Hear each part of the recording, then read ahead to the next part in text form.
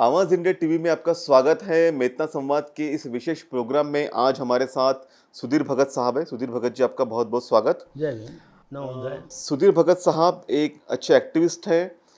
State exercise department से वो retired हो चुके हैं। एक अच्छे कवि हैं, गीतकार हैं, लेखक हैं। साथ ही साथ सोशल कंट्रीब्यूशन भी इनका सबसे ज़्यादा है। समाज के लिए हमेशा वो कार्य करते रहते हैं। काफ़ी संवेदनशील व्यक्ति हैं। 1991 में डॉक्टर बाबा साहब अम्बेडकर के सौ जयंती के उपलक्ष्य में इन्होंने महामानव यह एक एल्बम रिलीज़ किया था, जिसमें कविता कृष्णमूर्ति, सुरेश वाडकर, पंडित प्रभाकर धाकड़े समेत कई तमाम ऐसे कलाकार थे। हरीश भिमानी जी का उसमें एंकरिंग भी था। सुगम संगीत के क्षेत्र में यह एक पहला अपने आप में एक पहला ऐसा एक मौका था कि जब अम्बेडकर बुद्धिस्ट सॉन्ग्स जो है वो देश भर पहुंचे थे। और उस एल्बम ने काफ़ी उस वक्त जब ये इस तरह का सोशल मीडिया का ज़माना नहीं था, कुछ नहीं था, उस वक्त पूरे देश में इस एल्बम ने काफ़ी धूम मचा दी थी। तो ये कंसेप्ट कैसे मन में आई और किस तरह से आपने उसको इम्प्लीमेंट किया? युगों से शापित मानव को, युगों से शापित मानव को बदल दिया वरदानों में। हीन दिनों के आंसू तुम्ही ने बदले हैं मुस्कानों में। भीम के हम नौजवान कुर्बान भीम पर जाएंगे। हम वतन की शान को ऊंचा उठा कर जाएंगे। ज्ञान सूर्य को इस जगत का भीम नाम महान। डॉक्टर बाबा साहेब अम्बेडकर की जन्म शताब्दी वर्ष 1991 में महामानव इस कैसेट के गीतों ने समूचे भारत में तहलका मचा दिया था। सुधीर भगत की संकल्पना से निर्मित इन गीतों को कविता कृष्णमूर्ति, सुरेश वाडकर, अनिल कुमार इन्होंने स्वर साज दिया था। इस एल्बम के लिए उनका सम्मान भी हुआ। इस संदर्भ में वो अपनी यादें ताज़ा करते हैं। परम पूज्य डॉक्टर बाबा साहब अम्बेडकर इनकी 100वीं वर्षगांठ 1991 में मनाई गई। तो उस वक़्त मेरे दिल में जो अंदर से कुछ ऐसा मुझे लग रहा था कि डॉक्टर बाबा साहब अम्बेडकर ने अपना सारा जीवन हमारे लोगों के लिए नहीं बल्कि सारे देश के लिए उन्होंने अर्पण किया। तो उनके बारे में जो हमारा जो अपार श्रद्धाभाव है, तो हमारे तरफ से भी या मेरी तरफ से भी कुछ सोशल कंट्रीब्यूशन उनके प्रति एक आदरांजलि करके एक गीतों की एक सीडी, एक उस वक्त तो कैसेट बनती थी, तो ऑडियो कैसेट बनना चाहिए, ऐसा मेरे दिल में एक भाव निर्माण हुआ। और फिर मैं सोचने लगा कि अभी ये कैसा करेंगे। तो कुछ गीत मैंने खुद लिखे, कुछ मेरे मित्र हैं प्रकाश ठोमरे, इन्होंने लिखे थे। और उस वक़्त के जो जाने माने जो गीतकार थे, कवि उत्तम मुड़े जी, इनके भी कुछ गीत हमने उस कैसेट के लिए सिलेक्ट किए थे। और एक संदेश जी भालेकर जो एडवोकेट, तो अभी तो उत्तम मुड़े जी भी नहीं रहे और संदेश भालेकर भी अभी कोरोना पीरियड में गए। तो वो हमारे, और एक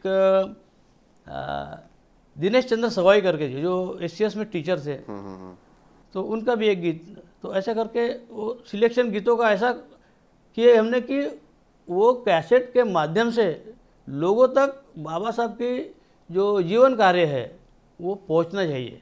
इस माध्यम के उसी हिसाब के वो गीत हमने वो कैसेट में लिए।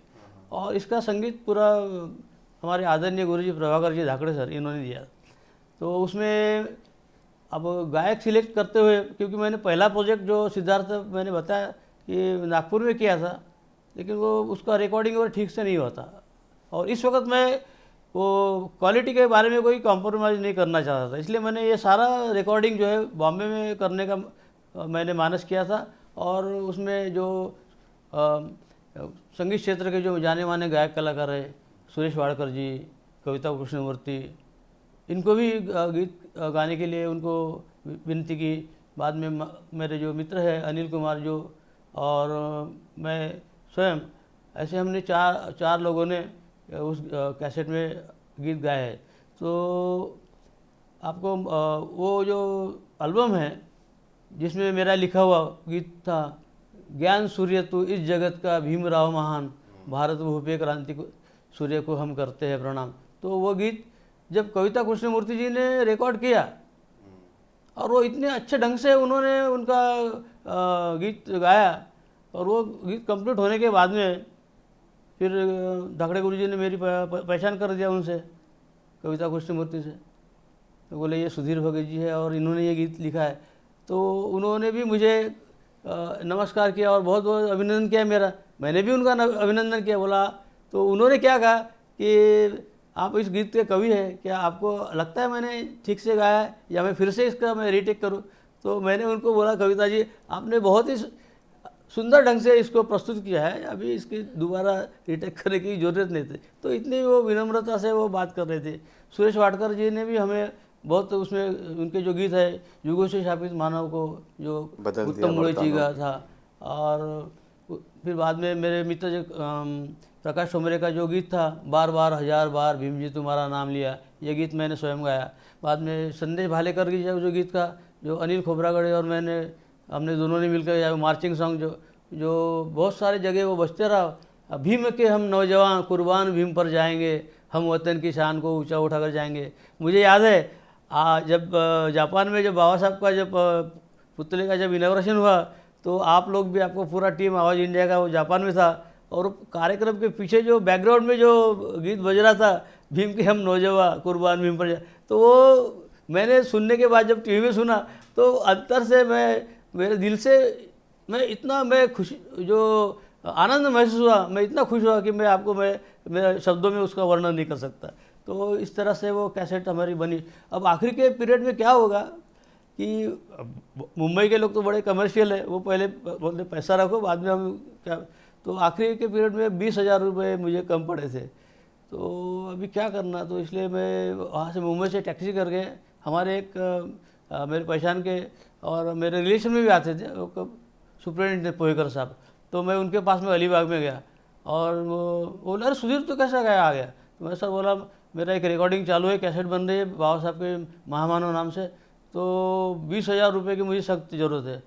तो उन्होंने बोला ठीक है पहले तू खाना वगैरह खा ले बाद में देखते हैं।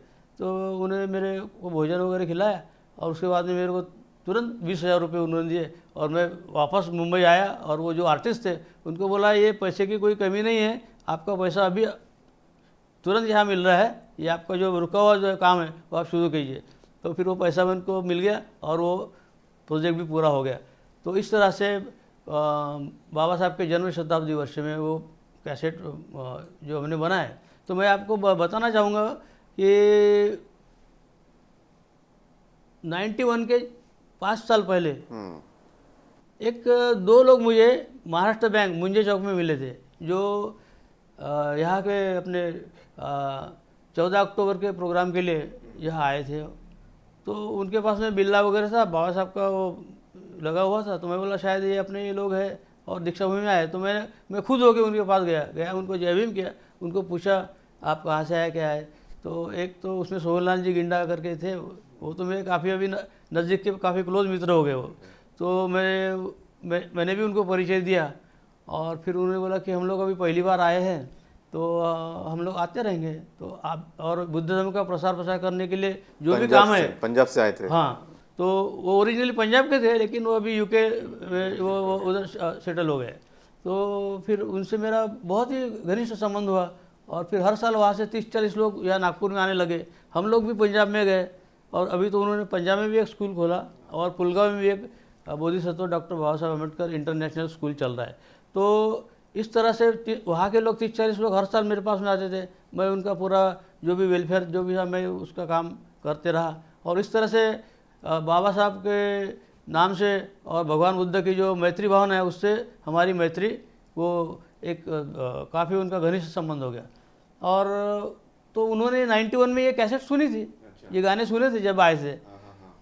तो उनको क्योंकि हिंदी में प्रोजेक्ट था तो हिंदी तो समझता है सभी लोगों को, तो वो भी इतने प्रभावित हुए। तो अगले साल उन्होंने जहाँ उनका जो वहाँ सोशल ऑर्गेनाइजेशन है तो वो ऑर्गेनाइजेशन की तरफ से डॉक्टर बाबा साहब इंटरनेशनल के नाम से वहाँ उनका जो ऑर्गेनाइजेशन है, तो उन्होंने इस प्रोजेक्ट को, ये ऑडियो प्रोजेक्ट जो था महामानव, इसको भीम रत्न अवार्ड प्रदान किया था। और ये हमारे लिए बहुत ही गर्व की और खुशी की बात थी सर। तो फिर इस वो अवार्ड लेने के लिए फिर मैं खुद उनको, मेरे जो गुरुजी धाकड़े गुरुजी अनिल कुमार और हमारे जो कुछ यहाँ के साथी लोग थे, उनको लेके मैं मुंबई लेके गया। और वो जो मुंबई में जो नेहरू स्टेडियम है, जो उस वक्त मुंबई के महापौर थे चंद्रकांत जी हंडोरे, और मिनिस्टर भी थे अपने रामदास जी अठौले सर। तो उनके हाथ से ये हमको प्राइज डिस्ट्रीब्यूशन जो हमारा गौरव किया गया, और महामानव कैसेट को भीम रत्न ये जो अवार्ड, ये पहला अवार्ड जो था ऑडियो प्रोजेक्ट के लिए। पाली प्राचीन उत्तर भारत के लोगों की भाषा थी, जो पूर्व में बिहार से पश्चिम में हरियाणा राजस्थान तक और उत्तर में नेपाल उत्तर प्रदेश से दक्षिण में मध्य प्रदेश तक बोली जाती थी। भगवान बुद्ध भी इन्हीं प्रदेशों में विहरण करते हुए लोगों को धर्म समझाते रहे।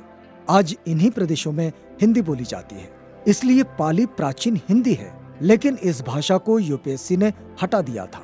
संविधान की 8वीं अनुसूची में इस भाषा को शामिल कराने के लिए सुधीर भगत 2013 से निरंतर प्रयासरत है। जय भीम, नमो बुद्धाय। मी सोनाली सुधीर भगत. भगत साहेबांविषयी सांगायचं म्हणजे त्यांनी अतिशय संघर्षपूर्ण जीवनातून अगदी शून्यातून वर आलेत असंच म्हणावं लागेल. आणि त्यांचं जे कार्य आहे ते अतिशय उल्लेखनीय आहे. आता सध्या त्यांचं ते पाली भाषेसाठी त्यांचा जो लढा चालू आहे तो अविरत चालू आहे. आणि त्यांना ते या प्रयत्नात यश येवो हीच बुद्धचरणी प्रार्थना. एक एक्टिविस्ट के तौर पे हम आपको देखते हैं, तो कई आंदोलन में भी आपने सहभाग लिया, कई जगह आप शामिल भी हुए, सम्मिलित भी हुए। वर्तमान में एक आंदोलन अभी भी जारी है कि पाली जो भाषा है भगवान बुद्ध की मूल भाषा, इसे यूपीएससी से निकाल दिया गया था। इसके बारे में कोर्ट केसेस भी हुई, काफ़ी आंदोलन भी हुए, लेकिन अब तक इसके ऊपर कोई फैसला नहीं हुआ। आपने भी अपना एक कैंपेन शुरू किया था, आपने काफ़ी लंबे समय से, मुझे लगता है 2013 से आपने इस कैंपेन को जारी रखा है, आज 8 साल हुए हैं। आपकी क्या डिमांड है इस संदर्भ में? भगवान बुद्ध ने जिस भाषा में धम्म देशना की, वह भाषा का नाम पाली भाषा पड़ा। और पाली भाषा का जो इतिहास है ईसा पूर्व 5वीं 6वीं ईसा पूर्व से शुरू होता है। और भगवान बुद्ध की ये जो भाषा है वह मानवीय कल्याण की भाषा है, जिसमें भगवान बुद्ध बोलते हैं, चरत भिक्खवे चारिकम बहुजन हिताय बहुजन सुखाय। हे भिक्खु, आप चारों दिशा में जाइए और लोगों को हित के लिए, उनके सुख के लिए ये धम्म उनको बताइए, उनके ऊपर अनुकंपा कीजिए और धम्म के माध्यम से उनका जीवन नीतिमान और सुखमय बनाइए। तो ये सारा तत्वज्ञान पाली भाषा में है। अब पाली भाषा का इतना विपुल संग्रह इस देश में उपलब्ध है आज के तारीख में, और इस पाली साहित्य का भाषांतर संस्कृत, हिंदी, पंजाबी, बंगाली, भारत की जो प्रमुख भाषा है उसमें हो गया है। और करीबन इस देश के 50 से 55 जो विश्वविद्यालय है उसमें भी पाली भाषा BA MA तक पढ़ाई जाती है। रिसर्च स्कॉलर्स भी PhD तक भी उसका रिसर्च हो रहा है, स्कॉलर तैयार हो गए। अब बिहार में तो स्कूलों में भी स्कूल लेवल तक भी ये भाषा पढ़ाई जा रही है। हमारे नागपुर में भी कई स्कूलों में ये भाषा पढ़ाई जा रही है। यहाँ नागपुर विद्यापीठ में भी पाली एक डिपार्टमेंट है, मुंबई में है, पुणे में है। तो ऐसे अनेक विश्वविद्यालय में पाली होने के बावजूद 2013 में जो यूपीएससी में जो पाली भाषा पहले एक ऑप्शनल सब्जेक्ट था, तो वो यूपीएससी से वो हटाया गया।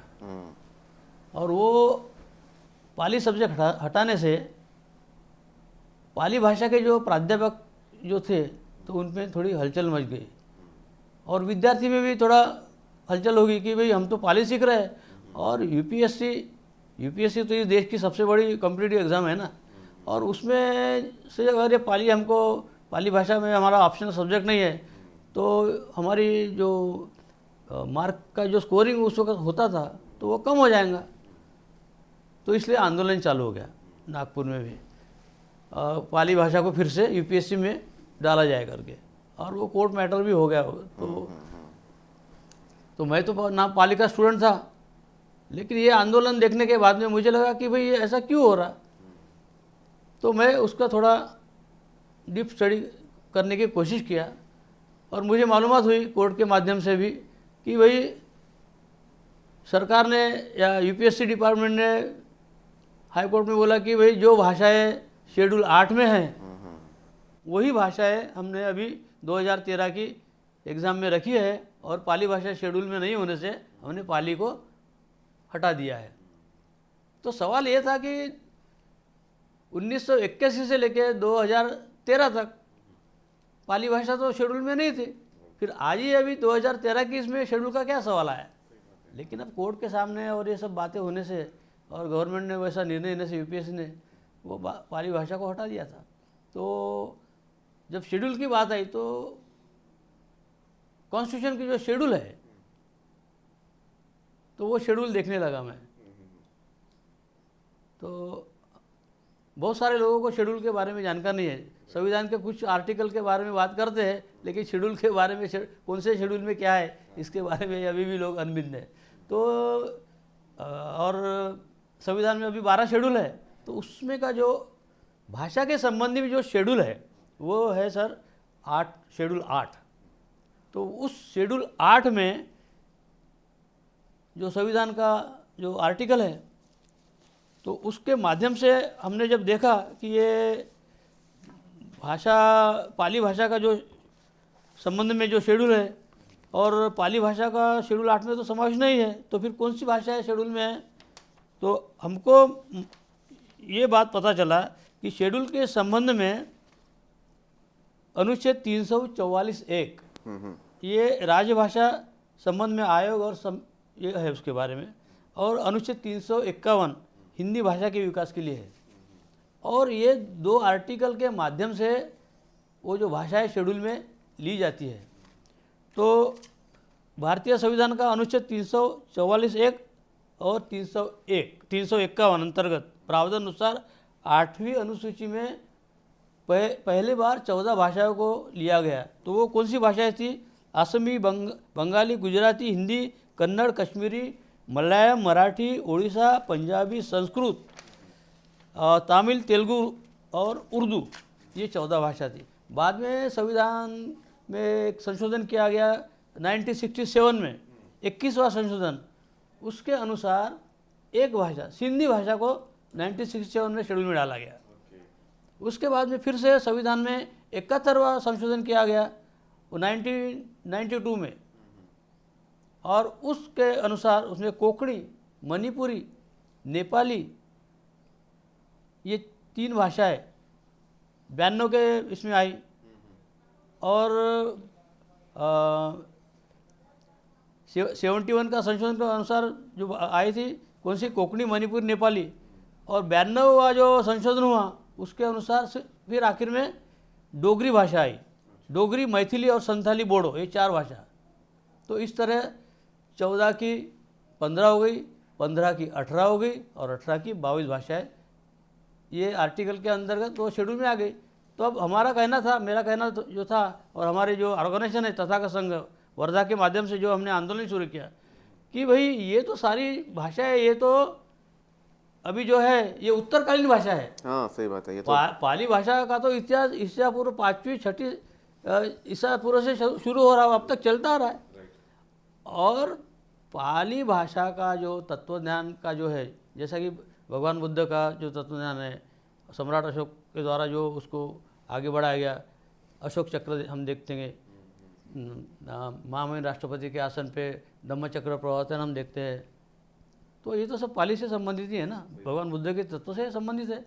तो और पाली साहित्य का इतना विपुल साहित्य है जो है, जैसा त्रिपिटक है अपने, राइट, त्रिपिटक और अट्ठकथा है और बहुत धम्मपद, बहुत सारा जो साहित्य है वो तो शेड्यूल में जो भाषा है। हाँ, जैसा कि इस देश की अभी भाषा जो नेशनल लैंग्वेज जो अंग्रेजी और हिंदी है, बाद में संस्कृत वगैरह जो अनेक अनेक भाषा है, तो ये सारी भाषाओं में पाली भाषा का जो साहित्य है वो भाषांतरित हो गया है। हाँ, और भाषांतरित साहित्य को शेड्यूल में लिया गया है और मूल भाषा को शेड्यूल में नहीं है। सही बात है। तो ये सवाल हमने खड़ा किया है और इस माध्यम से 2013 से लेके अब तक हमारा निवेदन महामहिम राष्ट्रपति भारत के प्रधानमंत्री, लोकसभा के अध्यक्ष सुमित्रा जी महाजन, सामाजिक न्याय मंत्री थावरचंद जी गहलोत, राज्य मंत्री रामदास जी अठौले, ऐसे सारे तमाम लोगों का अपनी लोगों को लेटर निवेदन हमने दिया है और उसके बारे में हमको उत्तर भी, लिखित उत्तर भी ये प्राप्त हुए हैं। ये सबसे आखिरी निवेदन जो है ये हमारा 20/10/2020 को ये गया था रामनाथ कोविंद जी को, और उसके बारे में ये हमारे जो वकील साहब थे, हमारे मार्गदर्शक एडवोकेट एम साहब, ये उन्होंने खुद वो निवेदन दिल्ली में दिया है, उसकी रिसीट कॉपी हमारे पास में है और उसका भी रिप्लाई भी आया हमारे लिए। हाँ हाँ कि तो वो रिप्लाई के हिसाब से वो जो कहते हैं, जैसा कि पहले ये सारे कागजात जो ये फाइल बनी हुई है, तो उनका जो कहना है सरकार का कि अभी तक हमको 38 भाषाओं के बारे में इंक्लूडिंग पाली हमारे पास निवेदन प्राप्त हुए हैं और इसमें से कौन सी भाषाओं को भी शेड्यूल में डालना, इसके लिए सरकार सोच विचार कर रहा है और आपके निवेदन पे विचार किया जाएगा। तो अब ये आखिर में, सबसे आखिर में 2004 में भाषा आई थी, उसके बाद में उसके बाद में तो 2004 से अभी 18 भी गया, 20 भी गया और 21 भी चालू है। तो कोई इंक्लूड नहीं किया है। लेकिन वो शेड्यूल में भाषा डालने के लिए जो कमेटी थी, तो वो कमेटी अभी अस्तित्व में है कि नहीं है, इसके बारे में अभी तक कोई जानकारी नहीं है। जानकारी हमको नहीं दी जा रही है। और वो 2003 की जो कमेटी थी, पुरानी कमेटी, उसी के बारे में वो बात कर रहे हैं और इसमें बोलते कि आपका जो विषय हमको प्राप्त हुआ है 8वीं अनुसूची में शामिल करने के लिए आपने जो अनुरोध किया है, तो 8वीं अनुसूची में भाषाओं को शामिल करने का कार्य सरकार के उसके बारे में संवेदनशील है, लेकिन अभी तक कोई ठोस कार्रवाई नहीं हुई। लेकिन हमारा जो तथागत संगठन है, रमाई फाउंडेशन है, यहाँ का हमारा सम्यक नागरिक संघ नागपुर है, तो हम तो, मेरा जीवन का तो एक ही ध्येय है आखिर तक कि जब तक मैं जीवित रहूँगा, जैसा घोड़े को जो लगाने के बाद में घोड़ा चलता ना एक ही सामने, एक ही दिशा में, हाँ। एक ही दिशा में, तो मैं वो पाली भाषा को शेड्यूल 8 में डालने के बारे में उस दिशा में मैं कार्य करते रहूँगा और उस कार्य को मैं सफलता पाने के लिए जो भी मेरे से होगा वो मैं अपने तन मन धन से मैं करने की मेरी कोशिश है। सुधीर भगत की एक विशेषता ये भी है कि जब भी वो किसी की भी हेल्प करने के सिलसिले में कोर्ट जाते हैं तो वो गीता, बाइबल या कुरान पे नहीं, भारत के संविधान पर हाथ रखकर सच्चाई से अपनी बात बयां करते हैं। मेरे पिताजी के सर्विस के दौरान जब कोर्ट में कभी केसेस होते हैं तो उसमें ज़्यादातर लोगों को यही कहा जाता है कि गीता पे हाथ रख के कसम खाई जाए, लेकिन ये पहली बार ऐसा हुआ था कि किसी इंसान ने कोर्ट में कॉन्स्टिट्यूशन की शपथ लेके बोला गया था कि उनको जो भी अपने केस के बारे में प्रेजेंट करना था, तो उन्होंने कॉन्स्टिट्यूशन की शपथ लेकर उन्होंने अपना पूरा बयान दिया था। और मुझे लगता है कि आज तक मैंने तो अभी इंडिया में ऐसा कभी सुना नहीं है कि किसी और ने ऐसा किया है। तो आई थिंक कि ये भी एक बहुत बड़ा अचीवमेंट है जो उन्होंने ये कदम लिया। और मुझे लगता है कि देश संविधान पे चले वही ज़्यादा ज़रूरी है और इसके लिए गीता या फिर किसी कुरान की शपथ लेने के बजाय आपको आपके संविधान की शपथ लेना यही सबसे योग्य मार्ग लगता है मुझे। भगवान बुद्ध, डॉक्टर बाबा साहेब अम्बेडकर की विचारधारा से प्रेरित सुधीर भगत एक संवेदनशील व्यक्तित्व के धनी रहे हैं। उनके परिवार में बुद्धिज्म का आचरण इस कदर है कि पराये भी अपने हो जाते हैं। इसी आचरण के कारण कई लोगों का वो सहारा बने, कई जिंदगियां उन्होंने संवारी। आणि त्यांनी त्यांच्या जीवनामध्ये अतिशय मोलाचं कार्य केलं आणि त्यांच्या या सगळ्या कार्यावर त्यांच्या आईबाबांचे अनेक आशीर्वाद आहेत। आणि आईंविषयी म्हणजे सांगायचं म्हणजे माझ्या सासूबाईंविषयी सांगायचं म्हणजे त्यांनी अतिशय कष्टपूर्ण याच्यामध्ये त्यांनी त्यांच्या मुलाला, सगळ्या मुलांना शिकवलं आणि त्यांचा सगळ्यात जास्त सिंहाचा वाटा आहे असं म्हणावं लागेल। परिवार के रूप में भी आप परफेक्ट व्यक्ति हैं, आपके परिवार को भी अपने अच्छे तरीके से बड़ा किया, उनमें संस्कार भी दिए हैं। तो आप संदेश लोगों को क्या देना चाहेंगे कि बुद्धिज्म के किस तरह से आचरण किया जाए, किस तरह से इसको फॉलो किया जाए और बाबा साहब के विचारों पर किस तरह से अमल किया जाए? परिवार के बारे में जो आपने प्रश्न मुझसे पूछा, उसके बारे में मैं बड़े विनम्रता से कहना चाहूँगा कि ये सारे गुण मुझे मेरे माता पिता के और मेरा जो भी परिवार था, भगत परिवार, और हमारा जो भी मित्र परिवार, उनके वजह से मैं एक संवेदनशीलता मुझ में निर्माण हुई है। मुझे दुख इस बात का है, मैं अभी जिस पद पे या जिस जीवन शैली में मैं हूँ, तो उसके लिए मेरे माता पिता का तो बहुत बड़ा योगदान है, लेकिन मुझे दुख भी इस बात का है कि आज मेरे माता पिता ये सब देखने के लिए, या ये सब जो कुछ मैं कर रहा हूँ, ये सब उनको मैं मेरे तरफ से जो उनको आराम की ज़िंदगी में दे सकता था, वो उनके लिए मैं नहीं कर पाया। क्योंकि वो मेरी माँ तो जब 51 साल की थी, वो उसी 51 वर्ष में गुजर गई, और मेरे पिता भी बहुत जल्दी, यानी 62 ईयर्स के थे उसी वक्त वो चले गए। तो इसलिए मुझे मेरे अंतःकरण में ये जो भावना है कि मैं उनके लिए मैं कुछ नहीं कर पाया, ये आखिर तक मुझे ये उसका शल्य है। लेकिन साथ ही साथ मेरे जो मित्र परिवार है, मेरी पत्नी है, मेरे भाई है, मेरे बेटे हैं, मेरी बेटियां है, मेरा जो अनेक जातियों में जो मेरा मित्र परिवार है, तो जैसा भगवान बुद्ध का तत्वज्ञान है, सब्बे सत्ता सुखी होन्तु, सब्बे होन्तु च खेमिनो, सब भद्राणी पसंतु माँ कंचित दुखम आगमा। ये तो भगवान बुद्ध का तत्वज्ञान है कि इस देश के सारी सत्ता, सारी जनता सुखी होना चाहिए, सबका सुख होना चाहिए, सबका कल्याण होना चाहिए। तो ये जो भगवान बुद्ध ने हमको जो सीख दी है, और हम उनके फॉलोअर हैं, बाबा साहब के हम फॉलोअर हैं। बाबा साहब ने किसी एक जाति के लिए काम नहीं किया, उन्हें तो सारे समूचे जाति के लिए, पूरे राष्ट्र के लिए, पूरे देश के लिए काम किया उन्होंने। और भगवान बुद्ध ने भी उनका जो तत्वज्ञान, वो कोई जो बुद्धिस्ट लोग हैं उनके लिए थोड़ी है, ये तो सारे पूरे जो संसार में जो भी प्राणी मात्र के लिए है, सभी लिए है ना। सभ्य सत्ता सुखी हो तो जब बोलते हैं तो सारे सभी जो लोग हैं, संसार के लोग हैं, उनके बारे में उनकी जो करुणा है, तो इस करुणा के माध्यम से मुझे भी जहाँ जहाँ किसी को जो भी माध्यम से मदद करने का मौका मिला, मेरे मुंह से मैं वो बताना नहीं चाहूँगा, लेकिन मुझसे जो भी बन पाया जिसके लिए, वो मैं पहले भी किया, अब भी करता रहूँगा। जैसा कि मेरे घर में तो मेरी जो मौसी थी, कांता मौसी, उसका भी मेरा जो जीवन है, हमारे घर के लिए बहुत बड़ा योगदान रहा। कांता लामसोगे, मेरे माँ की वो चचेरी बहन थी। तो घर में जब माता पिता जब बीमार होते थे, या मैं तो छोटा था स्कूल में, तो वो खुद आके वहाँ से गांव से कुछ धान्य, उनका जो अनाज वगैरह लेके आते थे, कुछ पैसा भी हमको देती थी वो।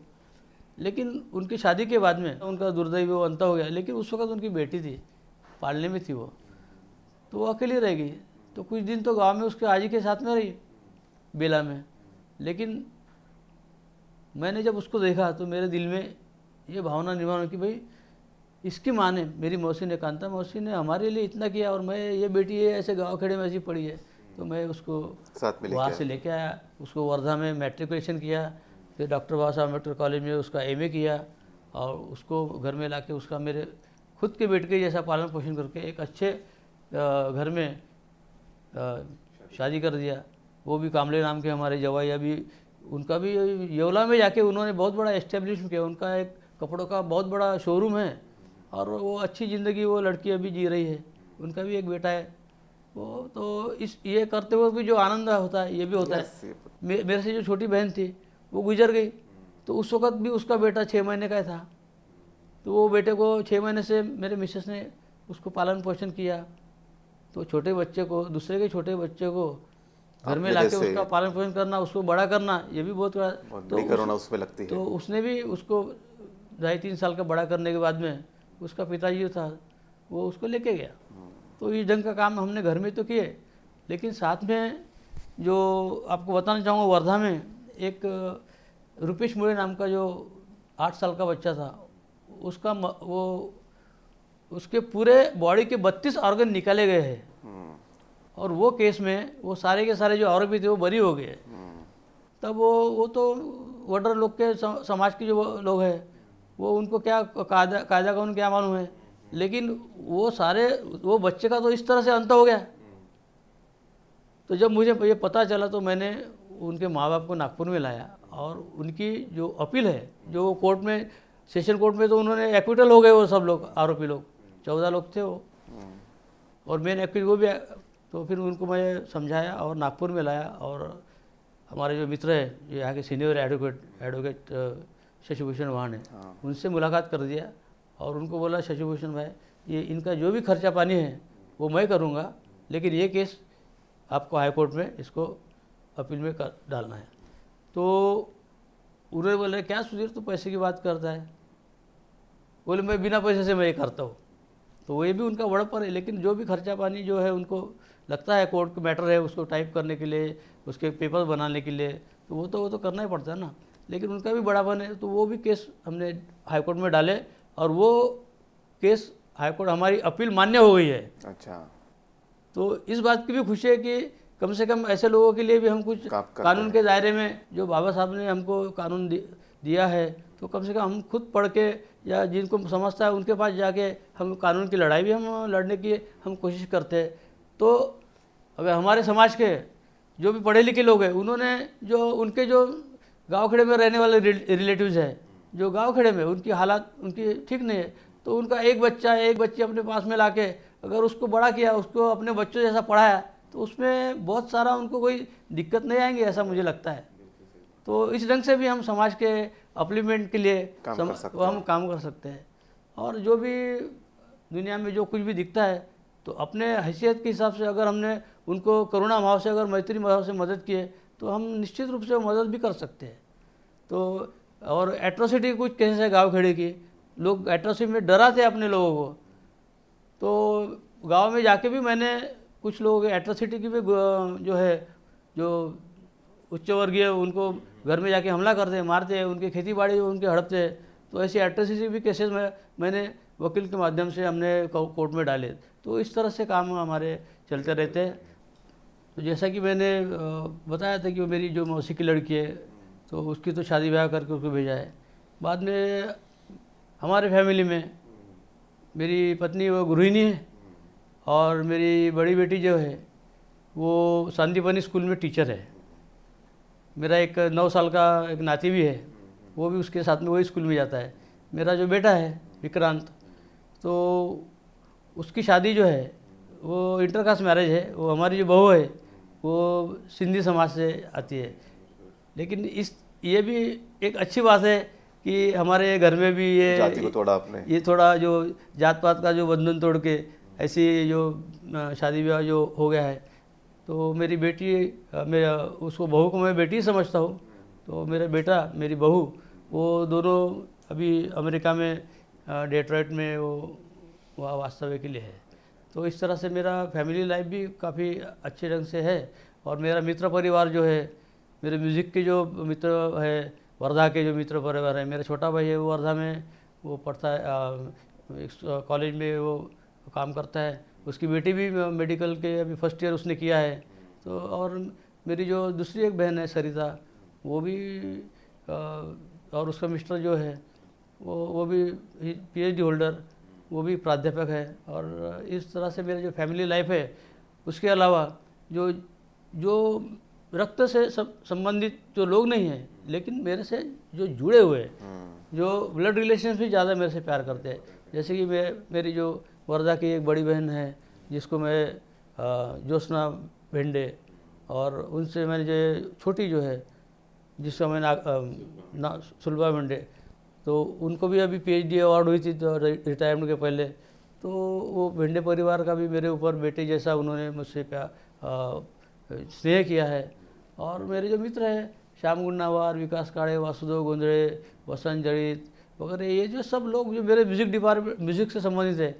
और आपको एक बात बताना मैं चाहता हूँ कि मेरे दिल में एक इच्छा थी कि मेरा जो 3 साल पहले मेरा एक मेजर ऑपरेशन हुआ था, कैंसर से संबंधित ऑपरेशन। तो मुझे लगता था कि मैं बचूंगा या नहीं बचूंगा। अभी आज के तारीख में उसको 3 साल है, आज ही के दिन मैं एडमिट हुआ था। अच्छा। लेकिन मैंने 1 साल, कोई बोलता था 6 महीने रहेगा, कोई बोलता था 1 साल रहेगा, लेकिन मेरे 3 साल तो निकल गए। तो आपके सभी के दुआओं से और आपके स्नेह के माध्यम से और भगवान बुद्ध का जो भी, बाबा साहब का जो भी अपने ऊपर जो क्या बोलेंगे, अनुकंपा है, अनुकंपा है, तो उस माध्यम से हो सकता है ज़िंदगी अपनी और आगे चलती ही रहेंगी, नो डाउट। तो ये बातें जो मैं इसलिए कर रहा हूँ कि कुछ अपने हाथ से अच्छा कर्म होता है तो उसका अच्छे कर्मों का फल हमको अभी मिल जाता है। तो ये भी मुझे मिलते जा रहा है, ऐसा मैं मानता हूँ। ज़रूर ज़रूर ज़रूर। और दूसरी बात जो मैंने कहा था कि मेरे जो मित्र जो है अलग अलग जाति धर्म से है, तिली, कुंडी, माड़ी, कोमटी, ये सब जो है लोग हैं, ब्राह्मण, ये सब मेरे मित्र हैं। ये हमारे दहीवड़े परिवार है, संजय दहीवड़े मेरे बहुत अच्छे मित्र हैं नागपुर के। तो ये सारे लोग मेरे सुख दुख में ये लोग आते हैं, सहभागी होते हैं, सही बात है। तो और मैं 69 से 74 तक मैं ऑर्केस्ट्रा में किशोर कुमार के गाने गाता था। अच्छा। तो मेरे दिल में इच्छा हुई कि उस समय के जो मेरे जो मित्र है वो जो भी जिंदा है तो उनका वो मेरे साथ एक बार मिलना चाहिए और एक उनके साथ में एक अच्छा प्रोग्राम होना चाहिए। तो मैंने 3 साल पहले वर्धा में पूर्णिमा के ही दिन संगीत पूर्णिमा नाम का एक कार्यक्रम लिया था और उसमें ये मेरे जो 15-20 लोग जो थे मित्र, उनको मैंने एक इकट्ठा स्टेज पे लाया और उनका बड़े अच्छे ढंग से उनका सत्कार किया। वहाँ पे बड़े बड़े डिग्नेज थे, वर्धा के आमदार वगैरह सब लोग आए थे और वहाँ उनका सत्कार किया। और उसके बाद में 3 साल का फुल प्लेज ऑर्केस्ट्रा का संगीत पूर्णिमा नाम से एक कार्यक्रम भी वर्धा में दिया। बहुत बढ़िया। तो इस जो तमन्ना जो दिल में थी ऑपरेशन के बाद में, वो जो रह गई थी वो भी मेरी पूरी हो गई। तो ऐसी सब बातें हैं और आज के तारीख में मैं सभी बातों से मैं आई एम सो हैप्पी, मैं संतुष्ट हूँ। और मेरे तरफ से जो भी दूसरों लोगों के लिए कुछ मैं जो मेरे दिल में जो भावना है वो करने की मेरी हरदम कोशिश रही है और करता रहूँगा। और ये मैं क्यों कर रहा हूँ कि मैंने मेरे जीवन का जो आधार है मेरे कविता में भी लिखा था। एक कविता तो आपको जो मेरी फेमस कविता जो है गाना ज्ञान सूर्य तो इज्जमकता भीमराव मान, तो दूसरा कविता भी मैंने ऐसे लिखे थे, वो शायद लोगों को पता नहीं, तो उसको आधार बना के मेरा जीवन है। कैसा? बुद्ध धम्म ही जीवन का आधार, प्रज्ञाशील करुणा की नैया करे भव सागर पार। बुद्ध धम्म ही जीवन का आधार, बहुजन हिताय बहुजन सुखाय, बंधु भाव का मंत्र दिया।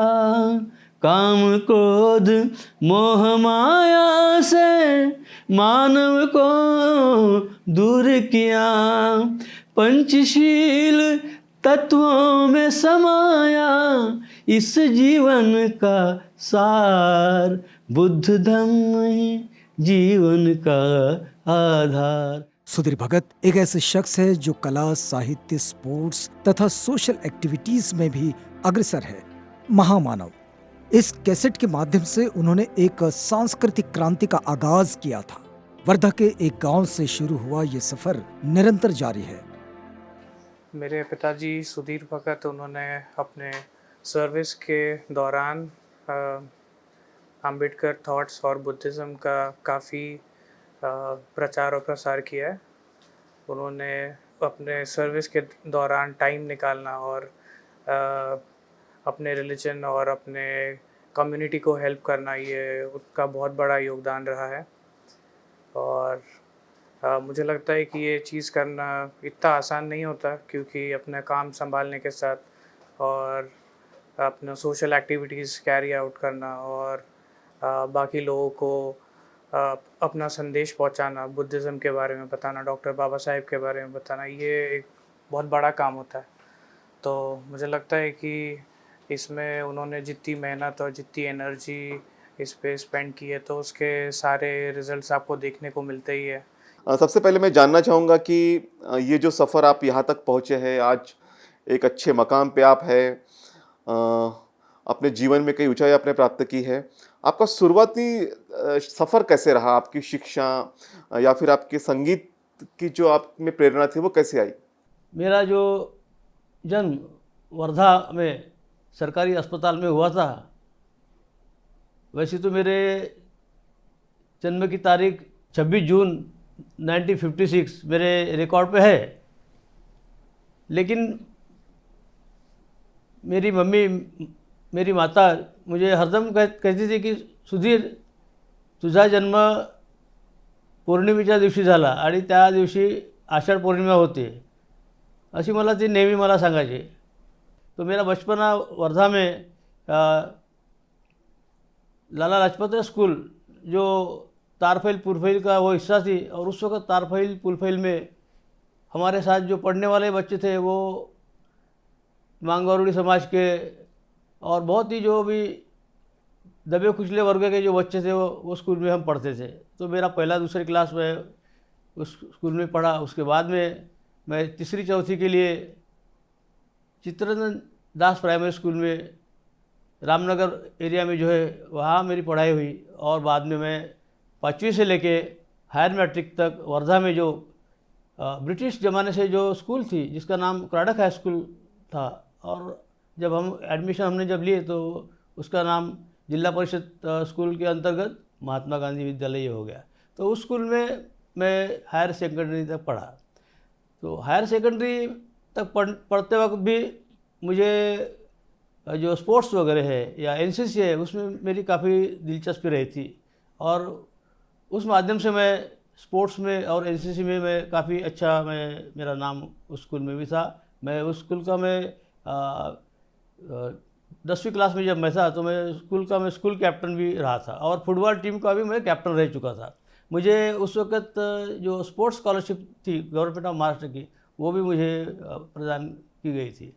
उसके उपरांत में बाद में मेरा एजुकेशन जो कॉलेज लाइफ वो मेरा यशवंत महाविद्यालय वर्धा में मेरा ग्रेजुएशन 74 से लेके 77 तक मैं उस कॉलेज का मैं विद्यार्थी था. यशवंत महाविद्यालय वर्धा जो कि आर्ट्स फैकल्टी में वह एक बड़ा ही नामांकित महाविद्यालय था, और जो वर्धा के जो उस वक्त के जो खासदार थे बापूराव जी देशमुख, उनकी वो यशवंत सोसाइटी थी, और उस कॉलेज का बड़ा नाम था. तो मुझे बड़ा गर्व से मैं कह सकता हूँ कि उस ज़माने में मैं 76 टू 77 ये पीरियड में मैं वो उस महाविद्यालय का मैं स्टूडेंट यूनियन का मैं जनरल सेक्रेटरी भी मैं रह चुका हूँ, और शेड्यूल कास्ट मागास वर्गीय समाज का उस महाविद्यालय में यशवंत महाविद्यालय में जनरल सेक्रेटरी बनना यह भी मेरे लिए बहुत ही अभिमानास्पद बात थी. अपने कॉलेज के समय में वो स्टूडेंट यूनियन के अध्यक्ष भी रहे. स्पोर्ट्स में अत्यधिक रुचि के कारण कई मेडल्स भी प्राप्त हुए, लेकिन आर्मी में नहीं जाने का दुख आज भी कायम है. अच्छा, तो आप स्कूल कॉलेज के ज़माने से ही स्पोर्ट्स में और बाकी से एक्टिविटीज़ में आगे थे. फिर उसके बाद में जब आपको लगा कि अब आपको जॉब करना चाहिए, आपको सरकारी नौकरी करनी चाहिए, तो उसका सफ़र कैसे शुरू हुआ?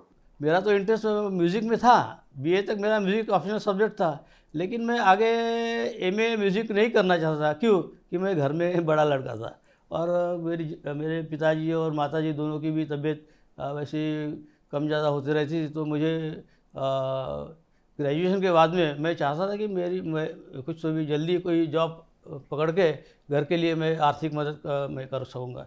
इसलिए मैं जो भी फॉर्म आते थे ग्रेजुएशन लेवल, क्योंकि सभी जो ग्रेजुएशन के बाद में हम यूपीएससी एमपीएससी भी कर सकते हैं, तो मेरा इंटरेस्ट पहले से ही आर्मी में जाने का था.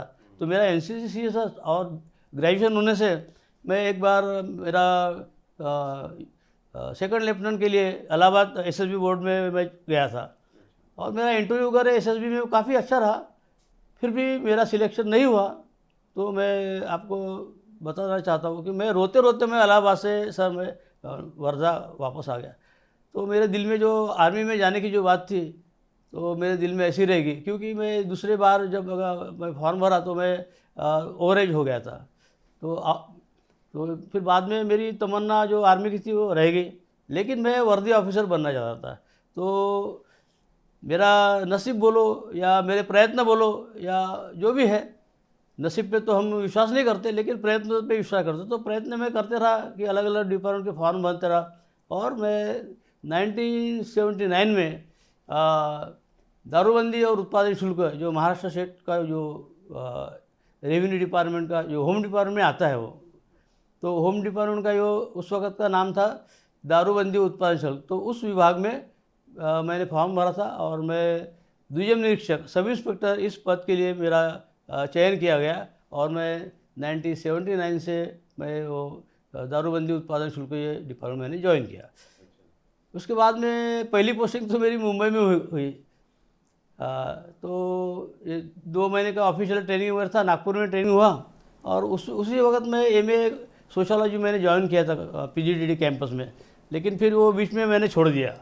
तो क्योंकि मुझे ये ज्वाइन करना था और 2-2.5 महीने का ट्रेनिंग नागपुर में हुआ। उसके बाद में एक डिस्टिलरी ट्रेनिंग होता है जो लिकर और ये अल्कोहल कैसा तैयार किया जाता है, उसकी स्ट्रेंथ वगैरह, उसकी क्वालिटी, तो वो ट्रेनिंग हमारा चितड़ी में हुआ, अहमदनगर डिस्ट्रिक्ट में।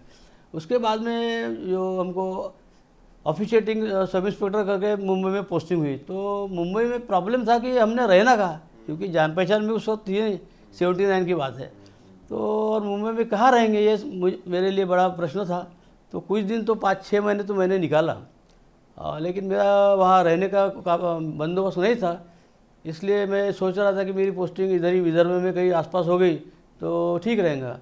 तो मैं 6 महीने के बाद में मेरा खामगांव में एक हनुमान विटामिन प्राइवेट लिमिटेड करके वहाँ पे एक फैक्ट्री है, वहाँ मैं रहा।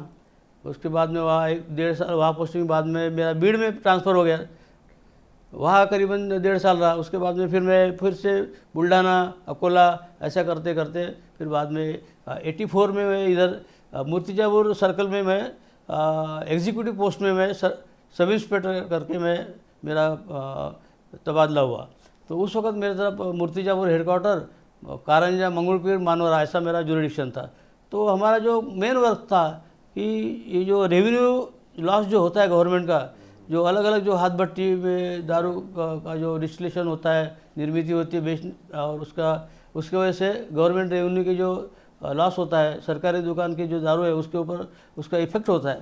तो हाथ भट्टी दुकानों पर रेड करना और एक्साइज के जो लाइसेंस है उनके लाइसेंस के ऊपर नज़र रख के वहाँ कोई गलत काम तो नहीं हो रहा, और उसके ऊपर उनका इंस्पेक्शन, और ये काफ़ी जो सरकार का जो रेवेन्यू है वो कैसा बढ़ते रहना चाहिए, इसके लिए हम कोशिश करते रहे। तो ऐसा करते करते फिर मेरी नागपुर में भी तबादला हुई। नागपुर में मैं था काफ़ी दिन, और उमरेड सर्कल में था, डिविजनल फ्लाइंग स्क्वाड जो विदर्भ का फ्लाइंग स्क्वाड जो होता है उसमें भी मैं था।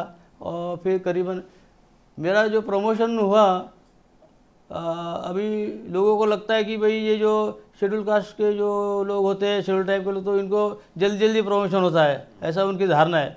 लेकिन मैं आपको बताना चाहूँगा कि मैं 79 में मैं सब इंस्पेक्टर था और 2003 में मैं इंस्पेक्टर बना, यानी करीबन कितना, मैं 22-23 साल के बाद में मुझे पहला प्रमोशन मिला। तो 2 साल के बाद में मुझे 3 साल कब लगे, 2003 में। और वो प्रमोशन के बाद में फिर मुझे इंस्पेक्टर करके आकोट सर्कल में फिर से अकोला भेजा गया, तो वहाँ 3 साल था। बाद में फिर भंडारा आया, भंडारा से फिर नागपुर में भी काफ़ी दिन रहा। और उसके बाद में जब मेरा रिटायरमेंट का जब समय आया, 1 साल जब बचा था, तो मुझे देवरी चेक पोस्ट जो गोंदिया डिस्ट्रिक्ट में, वहाँ मेरा तबादला किया गया। और आखिरी का जो मेरा रिटायरमेंट मेरा चेक पोस्ट देवरी से हुआ। अपने शासकीय सेवाकाल में सुधीर जी ने कई ऐसे कार्य किए जिसके कारण लोग उन्हें आज भी याद करते हैं। निबंध स्पर्धा का माध्यम हो या सामाजिक दायित्व हो, हमेशा लोगों की मदद के लिए अग्रसर थे। आपके गांव में विहार भी बनवाया और आपने एक निबंध स्पर्धा भी ली थी। जी जी जी, बराबर। वो किस तरह से हुआ? हाँ, बहुजन हिताय बहुजन सुखाय, अभी मैंने जैसा कहा, तो हमारे दिल में ये बात है कि ये तो स्लोगन जो है, ये घोष वाक्य तो बहुत महत्वपूर्ण है।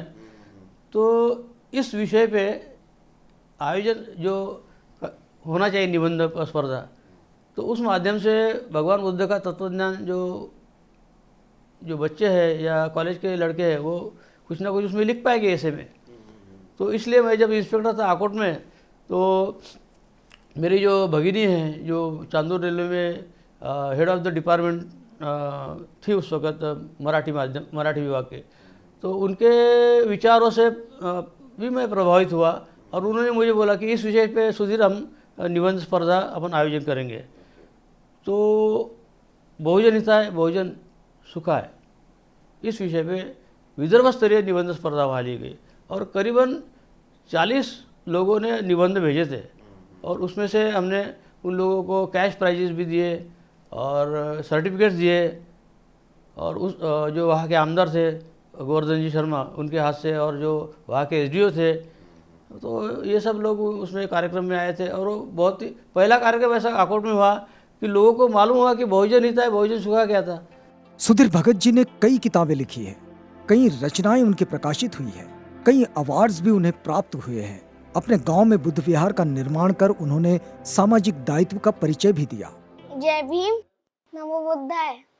मेरा नाम जिदान है।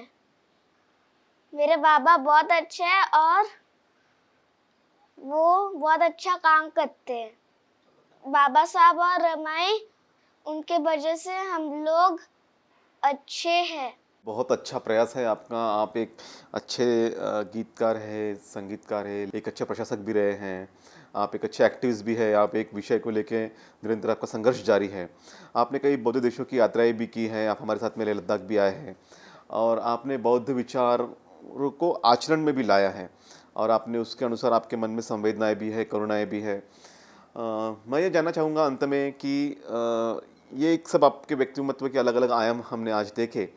इसके बाद आपने कुछ किताबें भी लिखी, आपने कुछ एल्बम, आपने कुछ कविताएं भी लिखी। ये रुचि आपके मन में कैसे पैदा हुई?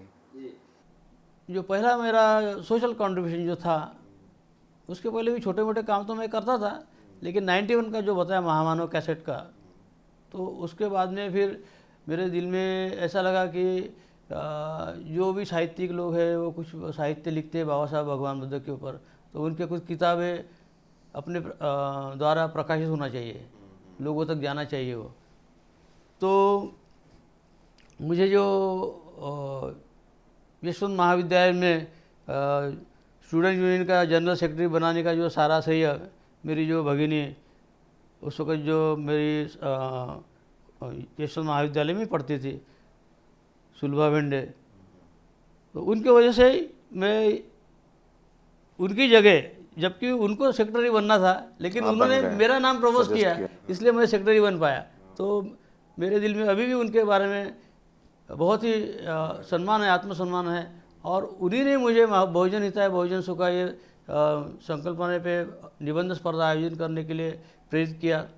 तो डॉक्टर सुलभा भेंडे जब प्राध्यापक अशोक महाविद्यालय चांदूर रेलवे में थे मराठी विभाग में, तो वो भगवान बुद्ध और बाबा साहब के विचारधारा पे उन्होंने कुछ कविताएं और काव्य संग्रह जो है वो लिखा था।